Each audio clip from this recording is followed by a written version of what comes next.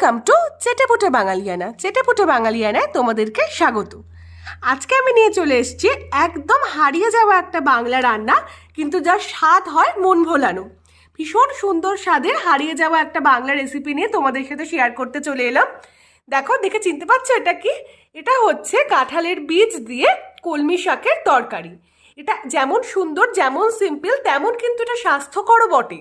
এবং এই সমস্ত হারিয়ে যাওয়া বাঙালি রান্নাগুলো তোমাদের হেসেলে যাতে আবার ফিরে আসে, সেই জন্যই কিন্তু এই রান্নাটা তোমাদের সাথে শেয়ার করা। আর ভিডিওটা প্রথম থেকে শেষ অবধি পুরোটা দেখো, তাহলে কিন্তু খুব সহজ উপায় বিভিন্ন টিপসের সাথে তোমরা কিন্তু জানতে পেরে যাবে যে এই রেসিপিটা তোমরা কি করে বাড়িতে বানাবে। সো প্লিজ ভিডিওটা প্রথম থেকে শেষ অবধি দেখতে থাকো, আর চ্যানেলটাকে একটুখানি সাবস্ক্রাইব করে দিও, আর কমেন্ট বক্সে জানিও এই ধরনের হারিয়ে যাওয়া বাঙালি রান্না দেখতে তোমাদের কেমন লাগছে। এই রান্নাটা কিন্তু একদমই একটা হারিয়ে যাওয়া বাঙালি রান্না। এই রান্নাগুলো আজকাল আর আমাদের বাড়িতে হয়ই না, কিন্তু দেখো এই হারিয়ে যাওয়া বাঙালি রান্নাগুলো কিন্তু খেতে তো খুব সুন্দর হয়। তো চলো আমরা আস্তে আস্তে দেখে নিই যে কাঁঠালের বীজ দিয়ে কলমি শাকের তরকারিটা আমরা কিভাবে করব।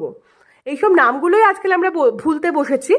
তো আমি একটুখানি ওই জন্যই হারিয়ে যাওয়া বাঙালি রান্নাগুলোকে একটু দেখাতে দিচ্ছি তোমাদের সাথে, যে তোমাদের ঘরের হেসেলেও যাতে এই রান্নাগুলো আবার ফিরে আসে। সো চলো আমরা দেখে নিই কী কী উপকরণ আমাদের লাগছে, মানে কী কী সবজি আমাদের লাগছে। প্রথমেই আমি দেখো পটলটাকে 4 ভাগ করে এরমভাবে লম্বা লম্বা করে কেটে নিয়েছি। এখানে বেশ কয়েকটা পটল আছে, ওই 7-8টা মতো পটল আমি এইভাবে কেটে নিয়েছি। তারপরে মাঝারি সাইজের 2টো আলুকে আমি এরকম ছোট ছোট ডুমো ডুমো টুকরো করে কেটে নিয়েছি। তারপরে ওই মোটামুটি 30-34 মতো কাঁঠালের বীজকে আমি মাঝখান থেকে অর্ধেক করে কেটে নিয়েছি। তারপরে একটা ছোট ফালি কুমড়োকে আমি এরকম ছোট ছোট টুকরো করে কেটে নিয়েছি। আমাদের যেটা লাগছে দেখো, আর একটা মূল উপকরণ, সেটা হচ্ছে এই কলমি শাক। কলমি শাকগুলো কিচ্ছু না, তোমরা বাজার থেকে কলমি শাকের আটি কিনে নিয়ে আসবে। আমি এখানে 2 আটি কলমি শাক এনেছিলাম।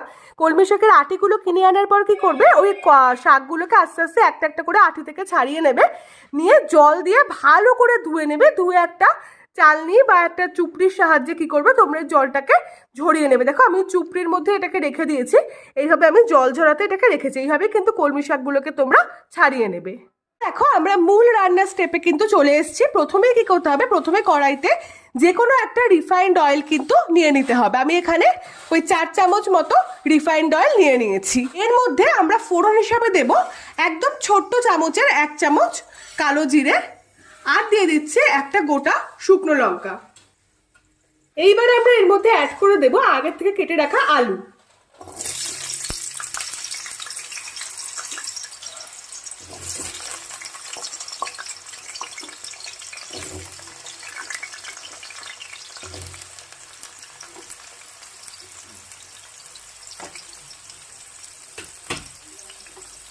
এইবার আলুটাকে আমরা তেলের মধ্যে দিয়ে হালকা করে ভেজে নেব, অল্প করে ভাজবো, মোটামুটি অল্প করে এরকমভাবে আমরা ভাজতে থাকবো।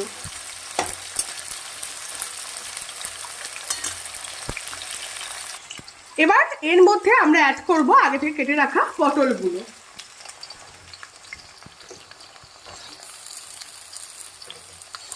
এরপর আমরা একে একে অ্যাড করে দেব আগে থেকে কেটে রাখা কুমড়োগুলো।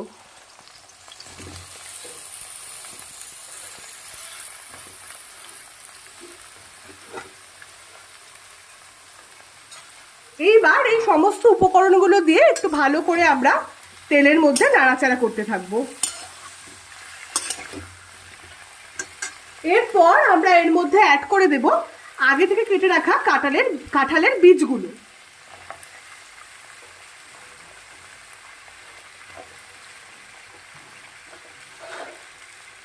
সমস্ত কাঁঠালের বীজগুলো আমরা অ্যাড করে দিলাম। এবার কিন্তু আমার সবজিগুলো সব দেওয়া হয়ে গেছে। এবার ভালো করে কিন্তু আমরা এগুলোকে মিশিয়ে নেব। এবারে আমরা এর মধ্যে অ্যাড করে দেব 1 চা চামচ নুন।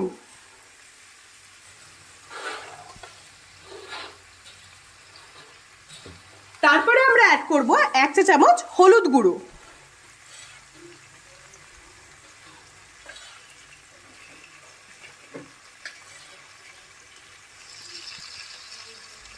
তারপর আমরা অ্যাড করব 1/2 চা চামচ লঙ্কার গুঁড়ো।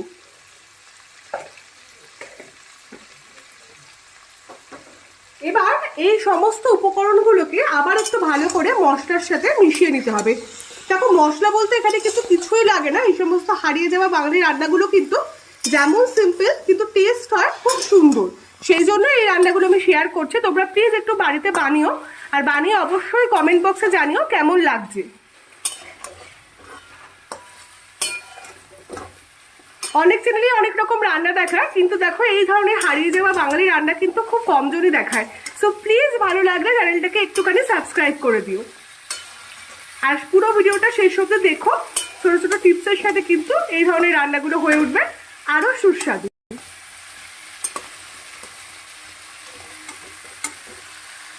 এবারে এর মধ্যে আমরা অ্যাড করে দেবো আগে থেকে কেটে রাখা কলমি শাকগুলো।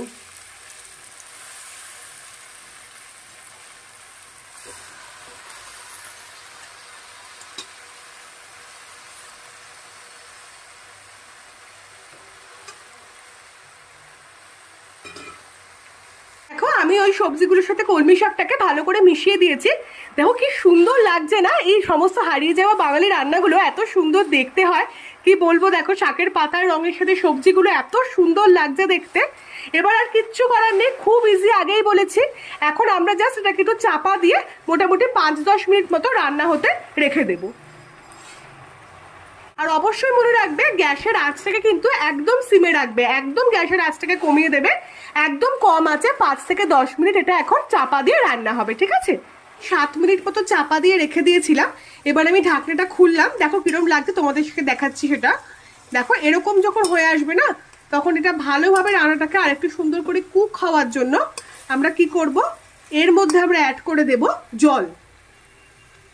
খুব বেশি নয়, এখানে 1.5 কাপ পরিমাণে জল আমি অ্যাড করব। 1 থেকে 1.5 কাপ পরিমাণে জল আমি এর মধ্যে অ্যাড করে এবার ভালো করে আবার এটাকে সুন্দর করে মিশিয়ে দেব। এইবার এটাকে মিশিয়ে দিয়ে আমরা আবার চাপা দিয়ে 5-10 মিনিট মতো রান্না হতে রেখে দেব।